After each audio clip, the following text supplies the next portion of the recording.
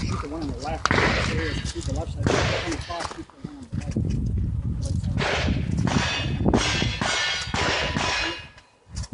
It's going to be right there. Shotgun, shoot the one on the left at the start.